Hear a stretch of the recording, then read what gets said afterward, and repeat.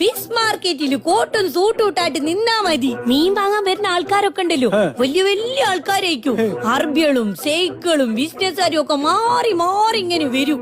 ഓലോടൊക്കെ വർത്താനം പറയണെങ്കിലേ നിങ്ങൾക്ക് ഇംഗ്ലീഷ് അറിയണം, ഇംഗ്ലീഷ്. അല്ല അതിന് പണിയുണ്ട് പാത്തോ. നമ്മൾ ഈ മീൻ വെട്ടുന്ന സെസലിൽ നിന്നാ പോരെ, അപ്പൊ പിന്നെ വർത്താനം പറയേണ്ടി വരില്ലല്ലോ.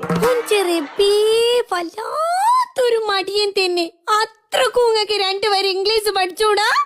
പഠിക്കല്ലേ? പഠിക്കണം. നിങ്ങളെ പുന്നാര മത്തിക്ക് എന്തേത്ത ഇംഗ്ലീഷ് പറയാനറിയോ? സാർഡെയിൻ. എന്തെടുത്തു? സാർഡെയിൻ. അതാ മത്തി.